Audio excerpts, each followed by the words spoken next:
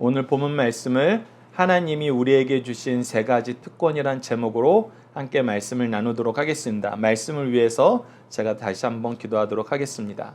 하나님 아버지, 저희들이 오래전부터 나눠왔던 세 가지 특권에 대한 말씀, 부모님 세대부터 우리가 이어져 온 이 복음의 말씀, 축복의 말씀을 저희들 오늘 다시 한번 묵상하고자 합니다. 특히 저희들 요한 1서를 마무리할 때 하나님께서 우리에게 승리하게 하시는 세 가지 영적 전쟁에 대해서 배웠고, 이 승리가 또 우리의 삶 속에서 얼마나 폭넓게 성취되는지 이 로마서 말씀을 통해서 이어서 연결하여서 보고자 합니다.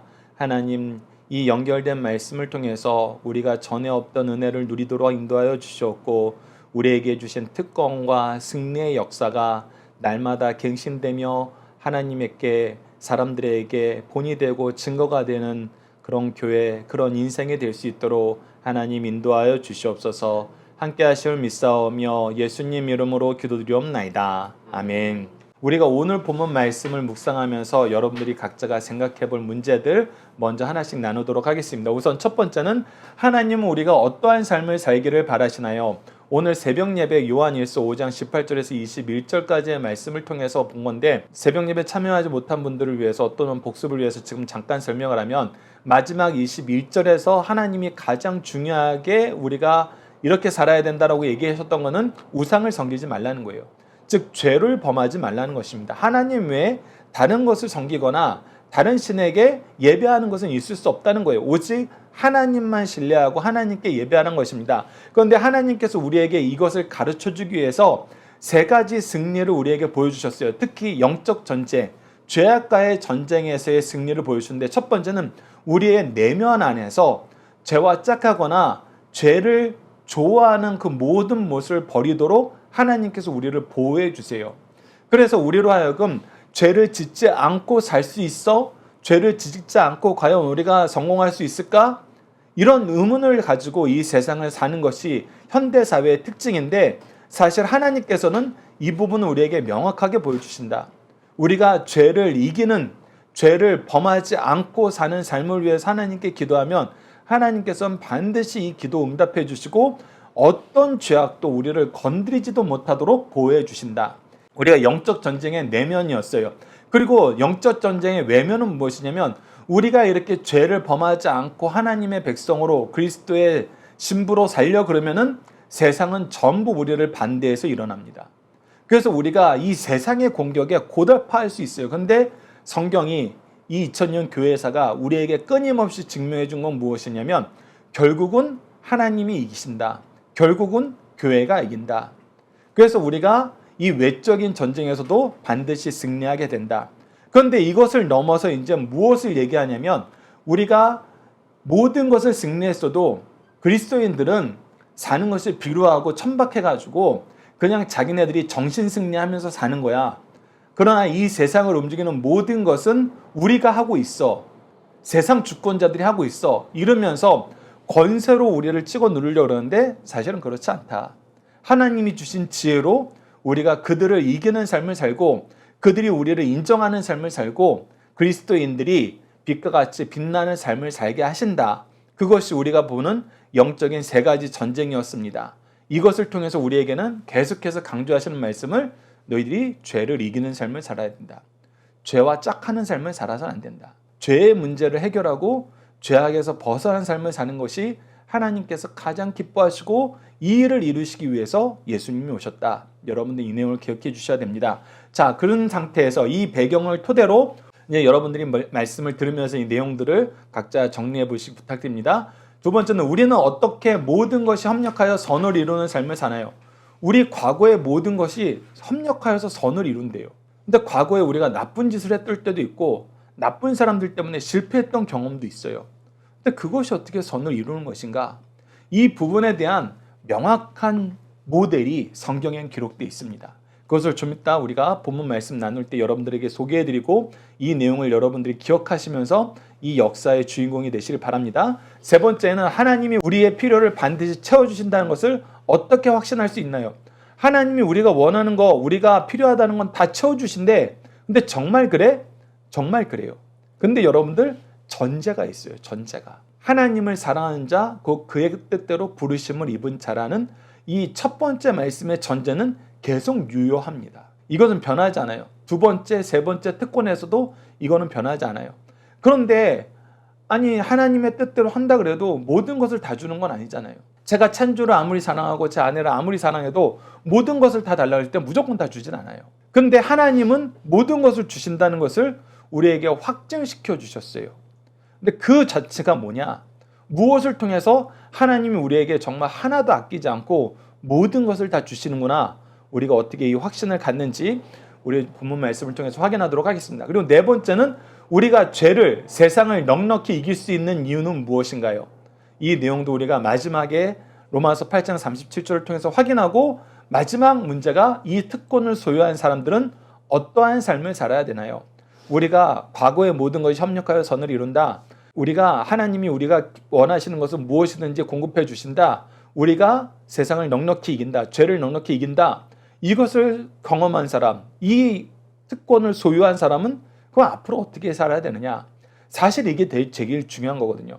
우리가 복만 누리고 이 복을 우리의 권세로 알고 우리가 말 그대로 특권으로 알고 우리 마음대로 산다면은 사실은 우리는 하나님의 자녀로서의 삶을 온전히 사는 거 아니에요.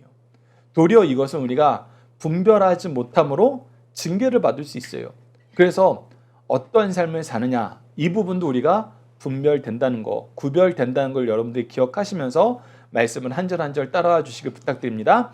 자, 그래서 우리가 첫 번째 단락은 28절 말씀으로 과거의 모든 것이 협력하여 선을 이루게 하시는 하나님의 일하심이란 거예요. 자, 오늘 여러분들에게 이 말씀을 소개할 때는 우리가 자주 나눴던 말씀이어서 특권이란 단어를 제가 예전에는 또 박유일 목사님이 강조해 주셨는데 오늘은 그 특권이라는 거, 하나님의 축복이라는 걸 뛰어넘어서 여러분들에게 한 가지 개념을 더 소개하고 싶어서 이 제목을 이렇게 잡았습니다. 그것이 무엇이냐면 바로 일하심이에요. 자, 우리가 기억해야 되는 것은 하나님께서는 전능하시고 전지하신 분이에요.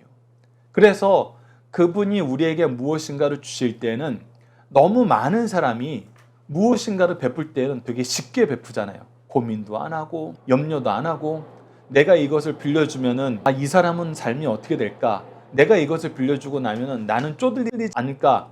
우리는 무엇인가를 베푸면서도 우리가 그 베푸는 것 때문에 어려워지는 것을 상정하고 굉장히 고민을 많이 하게 돼요. 근데 하나님에 대해서 생각할 때에는 우리가 참 아이러니하게도 하나님이 우리에게 그런 모습을 보여주신 적이 한 번도 없는데 하나님은 다 가지고 계시니까 하나님은 능력이 한이 없으니까 우리에게 주는 건 너무 쉽게 줄 수 있는 거 아니야? 그러니까 우리에게는 엄청난 큰 의미여도 부자들에게는 이것이 큰 의미가 아니니까 우리가 가끔은 그 부자들의 부를 조금씩 뜯어 먹어도 돼. 우리가 영화나 드라마에서 보면 이런 개념으로 사기치는 사람들도 있잖아요. 우리가 이거 하는 거 그 사람들한테는 뭐 티도 안 나. 모르고 지나갈 수 있을걸?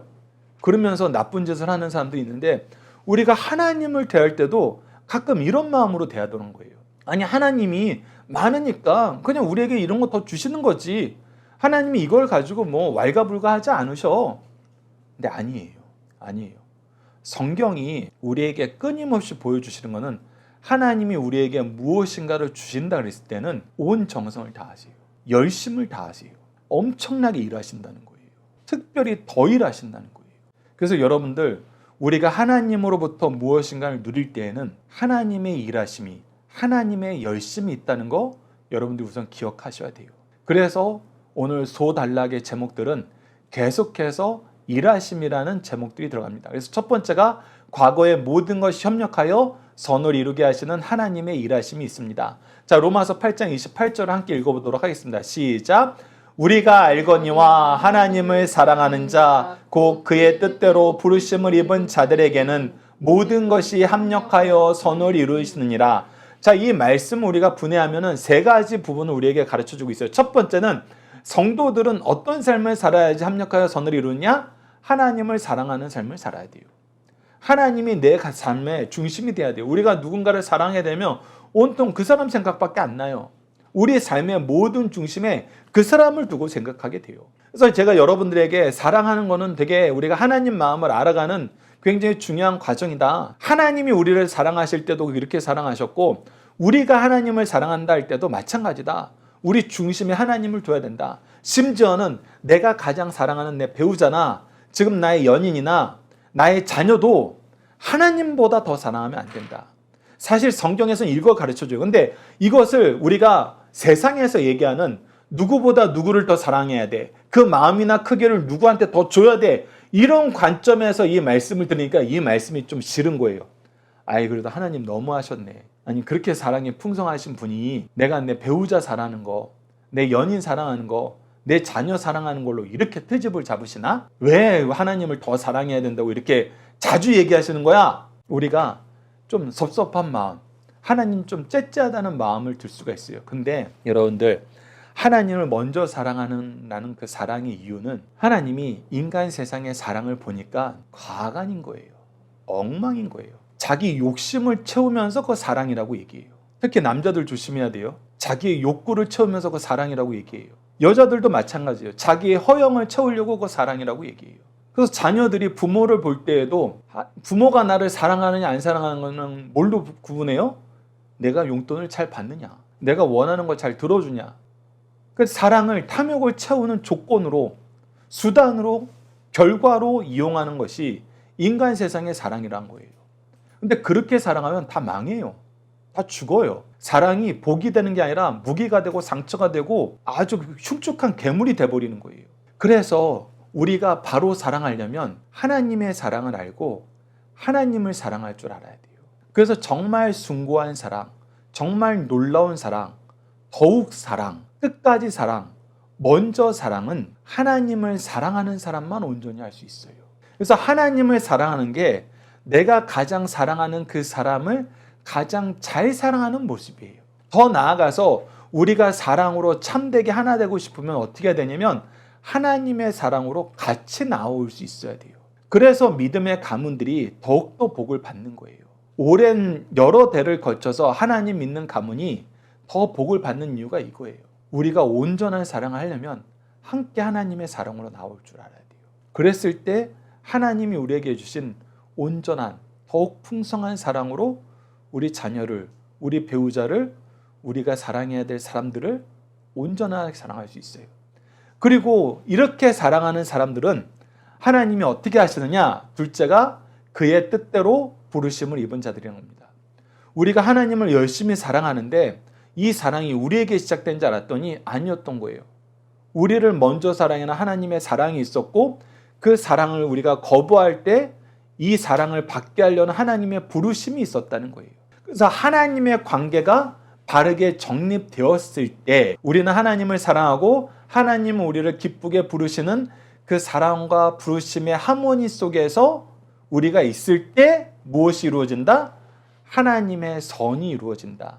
근데 그 선을 이룰 때 과거의 우리의 죄악된 모습도 우리를 공격하던 악한 사람들의 모습도 모든 것이 합력하여 선을 이루는데 쓰임 받더라. 이 말씀이 굉장히 오묘해요. 근데 여러분들 이 말씀을 잘 이해하는데 앞서도 얘기했지만 이 말씀에 정확한 예가 된 사람이 있는데 그것이 바로 요셉이에요. 여러분들 요셉이 형들에 의해서 팔려갔어요. 근데 형들이 왜 요셉을 팔았는지 알아요? 예, 시기심이에요. 이것이 굉장히 중요한 부분이에요. 스데반 집사를 통해서 사도행전 7장에서 이 요셉에 대한 얘기를 할 때 형들이 시기심으로 팔았다는 것을 성령의 인도하심 속에서 우리에게 가르쳐줘요. 그렇다면 무엇에 대한 시기심이었어요? 우리가 창세기를 보면은 인간적인 시기심으로 보여요. 그것이 무엇이냐면 아니 아버지가 요셉을 너무 사랑하는 거야. 근데 그럴 수밖에 없어요. 요셉은 자기가 가장 사랑하고 어떻게 보면 유일하게 사랑했던 그 여인을 통해서 낳은 첫째 아들이에요. 야곱 입장에서는 요셉이 장자와 같은 사람인 거예요. 정말 참된 사랑의 결실. 그래서 형들이 너무나 질투를 한 거예요. 아버지 사랑이 전부 저 요셉에게 마치 언니가 자기를 향한 사랑이 하나도 없이 동생만 사랑하니까 질투를 했던 것처럼 형제들이 그 질투에 쌓여 있어요. 근데 사실 나이 차이가 많이 나가지고 그렇게 질투가 크게 쌓였던 건 아닌 것 같아요. 왜 그러냐면 스데반 집사를 통해서 질투가 났다는 것을 통해서 우리에게 무엇을 가르쳐주냐면 하나님께서 꿈을 주셨다는데 더 큰 질투가 나는 거예요. 아버지가 요셉을 예뻐하는 건 이해가 돼. 얼마나 예쁘겠어요. 자기네들도 결혼해서 아이를 낳아보니까 아버지가 요셉 예뻐하는 건 이해가 된다는 거예요. 그런데 하나님이 요셉을 예뻐해. 하나님이 요셉을 우리 가문의 지도자로 세우시는 거야. 그게 무엇을 통해서 나타난 거예요? 하나님이 주신 꿈을 통해서 나타난 거예요. 그래서 사실 형들이 요셉을 질투한 거는 하나님 때문에 질투한 거예요. 우리가 다 쟤들 형인데, 요셉이 다시 한번 얘기하면 11번째 아들이었어요. 유일하게 자기 친엄마에게서 난 동생 제외하고는 다 형이에요. 그래서 사실 하나님이 요셉을 장자로 쓰시는 건 너무한 거지. 근데 왜 쟤한테 꿈을 주시는 거야? 그래서 사실 요셉을 판 거는 하나님의 계획을 막은 거예요. 그래서 죽이려고 그랬어요. 하나님, 우리가 죽여도 요셉을 리더로 삼으실 거예요? 근데 형들 중에 일부가 그걸 막았죠. 어떻게 우리가 동생을 죽이느냐. 그래서 이 하나님의 계획을 막기 위해서 어떻게 했어요? 애굽의 노예상에게 팔아버렸어요. 그런데 이 사건에 대해서 요셉과 형들의 이 역사가 드러납니다. 특히 44장에서는 요셉이 형들인 걸 알고 뒤에 가서는 통곡하면서도 앞에서는 엄한 총리의 모습으로 그들의 식량 자루에 이 요셉이 쓰던 은잔을 넣어놓고 그들 도둑으로 몰아요. 특히 막내 아들인 자기의 친동생인 베냐민을 딱 타겟으로 정해서 그 베냐민의 자루에 이 요셉의 은잔을 넣어놓습니다.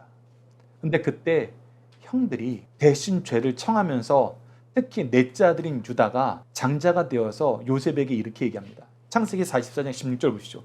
유다가 말하되 우리가 내 주께 무슨 말을 하리까? 이 내주가 바로 요셉이에요. 무슨 설명을 하오리까? 우리가 어떻게 우리의 정직함을 나타내리까? 우리 도둑질하지 않았어요. 우리 나쁜 짓 하지 않았어요.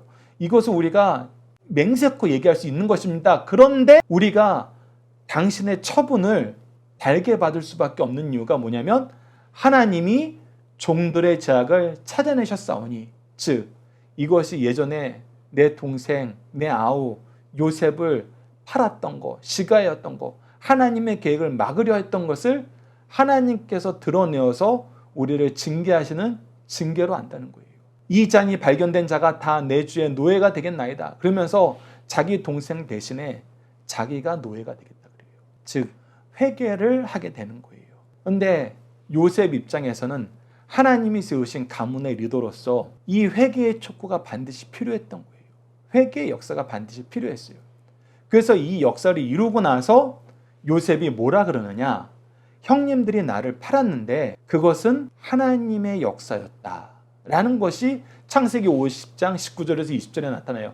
요셉이 그들에게 이르되 두려워하지 마소서, 내가 하나님을 대신하리이까. 당신들은 나를 해하려 하였으나 이것은 분명한 악이에요. 악한 역사예요. 죄예요. 그런데 내가 이 부분에 대해서 당신들을 정죄하지 못하는 것은 무엇이냐면 여기에도 하나님의 역사가 있었다는 거예요. 하나님의 일하심이 있었다는 거예요. 하나님의 일하심으로 당신들의 악한 일을 무엇으로 바꿔주셨냐면 하나님이 그것을 선으로 바꾸사 오늘과 같이 많은 백성의 생명을 구원하게 하셨나이다. 즉 당신들은 죄를 지었지만 하나님은 그것을 선으로 바꾸시는 일을 하셨다는 거예요. 하나님이 일하셨다는 거예요. 그래서 무엇을 이루셨다? 하나님이 원래 요셉을 통해서 이루시고자 하셨던 이 백성의 구원을 이루셨다. 그러니 내 입장에서는 당신들은 나에게 죄를 진 게 맞아. 그런데 하나님은 당신들의 죄악된 일까지도 하나님의 뜻을 이루는 선으로 바꾸셨어. 하나님의 일하심이 이것을 다시금 하나님의 일꾼으로 나를 세우는데 사용하셨는데 하나님이 이것을 이미 심판하셔서 당신들에게 이전에 회개하게 하였고 죄를 깨닫게 하였고 이 죄악을 두려워하면서 다시는 이 죄악으로 들어가지 않도록 동생을 위해서 목숨을 버릴 수 있는 존재로 바꿔놓으셨는데 내가 무엇이간데 하나님께서 징계하시고 용서하신 이 일을 내가 다시 들춰내어서 당신들을 괴롭히겠냐는 거예요. 왜 이 얘기가 나왔냐면 야곱이 살아있을 때는 요셉이 참은 걸로 생각한 거예요, 형들이. 근데 야곱이 딱 죽으니까 야, 옛날에 우리가 요셉 판 거 그것 때문에 요셉이 우리에게 보복하면 어떻게 하지? 두려워서 벌벌 떨었던 거예요. 그래서 두려워서 벌벌 떠는 형과 식구들과 형의 자손들에게 이 얘기를 하는 거예요. 당신들의 악도 하나님의 일하심이 하나님의 뜻을 이루는 선으로 바꾸셨다. 그리고 하나님께서 나를 통해서 유일하게 하게 하신 일은 뭐냐면 여러분들의 회개를 촉구하는 일, 여러분들을 위한 제사장의 직분을 감당하게 하신 거다. 그러니 이 부분은 내가 뭐라고 할 수 있는 권한이 없다. 하나님이 이미 징계하셨고 용서하셨다. 이 역사가 우리 삶 속에 나타난다는 거예요. 그래서 과거에 우리를 괴롭혔던 사람들도 하나님의 은혜의 역사, 하나님의 일하심 안에서는 우리가 협력하여 선을 이루던 거예요. 더 나아가서는 과거의 나의 미련한 모습, 나의 죄악된 모습도 하나님께서 선을 이루는 일로 바꿔주신다는 거예요. 그래서 우리 인생에는 후회가 없어요. 여러분, 사도 바울이 예수 믿는 사람들 잡아 죽였어요. 특히 이 스데반을 죽일 때 그 장소에 있었어요. 사도 바울이 나는 죄인 중에 괴수다. 내가 교회를 핍박하던 사람이다. 이 얘기를 했는데 이 얘기를 하면서도 우리가 발견할 수 없는 표현이 뭔지 알아요? 내가 후회한다. 후회한다는 표현은 없어요. 근데 도리어 뭐예요? 내가 감사한다. 그래서 내가 더 수고한다. 내가 낮은 자 중에 가장 낮은 자다. 여러분들 앞에서 비교하면 나는 아무것도 아닌 자다. 벌레만도 못한 자다. 그래서 과거는 후회의 대상이 아니에요. 하나님의 백성에게는 오히려 이 모습을 통해서 우리가 감사하고 겸손하고 더욱 경건하게 하나님께 나아가게 하세요. 이것이 세상 사람들하고 차이예요. 하나님이 정말 놀랍게 이 일을 이루세요. 여러분들, 형들이 요셉을 반대하는 바람에 요셉이 노예로 끌려갔어요. 그리고 나서 노예 생활을 정실하게 하다가 감옥에 갔어요. 이 정도 되면은 하나님의 계획 실패다. 내가 어떻게 우리 가족을 구원하는 구원자가 되냐. 나는 이제 이 감옥에서 몇십 년을 썩을 수도 모르는데. 세상 관점에서 보면 이건 말이 안 되는 거예요. 근데 하나님은 어떻게 하세요? 오히려 노예로 생활하면서 경제 공부를 시키고 감옥에 죄수로 있으면서 정치 공부를 시키세요. 그래서 유학을 가고 모든 자원을 동원해서도 결코 이루지 못하는 업적을 이루게 만드셨는데 그게 뭐예요? 애굽의 총리가 되게 하신 거예요. 하나님이 이런 분이시란 거예요. 우리는 다 망했어. 아니에요. 하나님이 하시면은 몇백 년이 지나도 못할 일을 몇십 년 만에, 몇 년 만에 이루세요. 그러니 여러분들, 하나님의 일하심을 신뢰하셔야 돼요. 우리 과거의 모습에 여러분 연연하지 마시고 매몰되지 마시고 후회하지 마세요. 근데 후회하지 말라 그래서 회개하지 말라는 거 아닙니다. 후회는 그때 그랬지 하면서 현재 내가 안 하는 일의 핑계가 돼요. 그래서 후회를 하지 말라는 거예요. 도리어 감사하라는 거예요. 기뻐하라는 거예요. 왜? 하나님이 우리와 함께 하시고 하나님이 일하심이 우리를 선으로 이끄셨으니까. 그래서 여러분들 잘 기억하십시오. 후회는 현재 내가 해야 되는 일을 안 하는 핑계가 될 수 있다. 그렇기 때문에 성경에서는 후회라는 얘기가 안 나온다. 도리어 내가 지금 더 열심히 수고하게 하기 때문에 우리는 과거 우리의 연약한 모습, 죄악된 모습이 감사가 되고 기쁨이 되고 더욱더 경건한 삶을 사는 지표가 된다. 여러분들 이 내용이 오늘 말씀에서 가장 잘 이해하셔야 되는 겁니다. 이것을 이해하셨으면 나머지는 쉬워요. 두 번째는 현재 우리에게 필요한 모든 것을 공급하시는 하나님의 일하심이에요. 자, 로마서 8장 32절 말씀 여러분들이 함께 읽어주세요. 시작. 우리 모든 사람을 위하여 내주시니가 어찌 그 아들과 함께 모든 것을 우리에게 주시지 아니하겠느냐. 네, 앞서 말씀드린 것처럼 이거의 전제도 하나님을 사랑하는 자, 그의 뜻대로 부르심을 입은 자. 자, 하나님 중심된 삶을 사는 사람들이라는 거 여러분들 기억하셔야 돼요. 그리고 우리가 요한복음 14장 12절을 통해서 예수님께서도 너희들이 내가 하는 그 일을 할 것이요 그보다 큰 일도 할 것이다 라고 얘기했을 때는 그 다음에 예수님 이름으로 구하는 기도를 해라. 즉 예수님의 뜻대로 너희들이 예수님이 하던 것처럼 일해라 라고 얘기하면서 그랬을 때 모든 것을 들어주신다는 거예요. 그런데 하나님이 정말 아무것도 아끼지 아니하시고 모든 것을 다 주시는 거 맞아? 예, 맞아요. 내가 그거 어떻게 믿어? 그랬을 때 우리가 얘기하는 게 뭐예요? 하나님이 그 아들도 아끼지 않고 다 주셨잖아. 근데 그 아들이 뭐예요, 사실은? 근본 하나님의 본체예요. 즉 자기 목숨도, 신의 그 목숨도, 말씀으로 온 세상을 창조하신 그 놀라운 신성도 우리를 사랑하시는 이 사랑을 위해서는 버리셨다는 거예요. 고난 받으셨다는 거예요. 낮아지셨다는 거예요. 그래서 예수님을 통해서 우리에게 모든 것을 아낌없이 주신다는 것을 우리가 확신하게 되는 거예요. 앞서 우리가 새벽 예배 때 영적인 전쟁에서 확신하게 되는 이 역사는 하나님께서 이것을 이루어 주심을 통해서 우리가 얻게 되는 믿음의 확신인데, 우리가 하나님께서 우리에게 필요한 모든 것을 공급하시는 분이라는 것을 바로 아들을 주심으로 확신하게 된다. 특히 우리가 이 세상 질서를 잘 알아야 돼요. 이 세상은 하나님의 공급하심이 없으면은 사실 운영되지 않는 세상이에요. 하나님이 희한하게 그것을 이 세상에 보이셨어요. 그래서 자생하는 동물이 없어요. 자생하는 식물이 없어요. 공급받아야 자라요. 공급받아야 생명이 유지돼요. 그래서 이것이 하나님이 세우신 질서라는 거예요. 너희들을 공급하는 하나님을 기억해라. 그래서 로마서 1장 20절에 이렇게 얘기합니다. 창세로부터 그의 보이지 않는 것들, 곧 그의 영원하신 능력과 신성이 보이진 않는데 일하고 계신다는 거예요. 그 일하심이 뭐예요? 그가 만드신 만물을 분명히 보여 알려졌나니, 그가 만물을 만드시고 그것을 운영하시고 그것이 유지되도록 공급하신다는 것을 우리로 하여금 보게 만드셨다는 거예요. 그래서 하나님이 없네라고 하면서 핑계치 못한다는 거예요. 내가 하나님 있는 거 알았으면 하나님께 구했지요. 이런 얘기 못하게 만든다는 거예요. 그래서 로마서 11장 36절을 보면 이는 만물이 주에게로 나오고 주로 말미암고 주에게로 돌아갑니다. 이것이 이 세상의 창조의 질서라는 거예요. 그래서 from him, 모든 것이 하나님으로부터 나왔어요. 하나님으로부터 말미암지 않은 것이 없어요. 그리고 하나님을 통해서 살아요. through him. 그리고 나서 모든 것은 결국은 하나님의 심판으로, 하나님의 정선으로 나아가는 거예요. 그래서 to him, through him, to him. 이것이 온 세계의 창조의 질서라는 것입니다.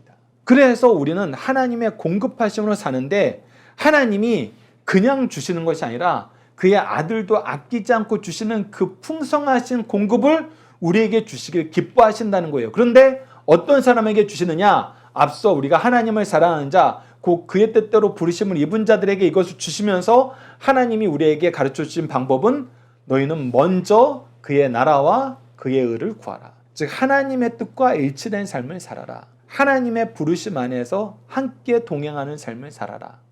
그러면 이 모든 것을 너희들에게 더하신다. 이 더하는 것을 통해서 우리가 무엇을 경험해요? 미래에 대한 승리를 확증시키는 하나님의 일하심을 경험합니다. 로마서 8장 37절 함께 읽겠습니다. 시작. 그러나 이 모든 일에 우리를 사랑하신 이로 말미암아 우리가 넉넉히 이기느니라. 앞서 새벽 예배 말씀과 이제 이 세 번째가 정확하게 연결이 됩니다. 우리는 하나님의 백성으로 살면은 끊임없는 도전을 받아요. 그것을 우리가 영적 전쟁이라고 합니다. 그 끊임없는 도전의 본질은 무엇이다? 우리를 어떻게든 죄를 짓도록 만드는 거예요. 어떻게든 하나님과 분리되도록 만드는 거예요. 그래서 영적 전쟁의 기준은 죄예요. 내가 어떻게든 죄를 지으려고 그래. 죄에 대한 욕구가 강해서 죄를 계획해. 여러분, 그러면 우리는 이미 죄에 진 거예요. 근데 우리가 이 세상 살면서 대학을 갈 때에도, 직장을 결정할 때에도, 우리가 결혼할 때에도 인생의 구비구비에 누군가를 만나고 사랑하고 가정을 이루고 또 때로는 헤어져서 흩어지게 되는 그 모든 구비구비 과정에 우리는 항상 무엇을 볼 줄 알아야 되냐면, 어떤 영적인 눈을 떠야 되냐면, 내가 이 일을 할 때 죄를 짓느냐 안 짓느냐를 항상 봐야 돼요.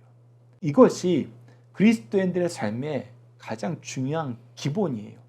그것을 우리가 새벽 예배 때 확인한 거예요. 그래서 내가 내적으로 죄를 짓느냐, 내가 외부의 환경에 의해서 죄와 짝하는 일이 생기느냐, 아니면 우리가 죄 때문에 죄악 세상에 짓눌려 살면서 우리가 그들의 권위에 길을 못 펴고 사는 것 때문에 나도 한번 멋들어지게 살아보자 하면서 이 죄악의 권위를 우리가 받아들이는 삶을 사느냐. 근데 이 세 가지 모두가 아니라는 거 우리가 새벽 예배 때 확인했습니다. 도리어 우리가 죄를 짓지 않고도 하나님의 은혜 가운데서 승리해요.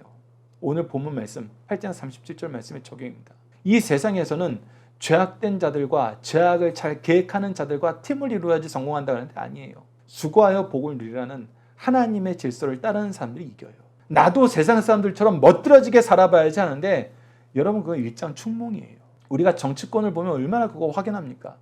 저들이 영원히 권세를 누릴 것 같은데 지금 우리 사회에서도 정해진 기간이에요. 다시 심판을 받아야 돼요.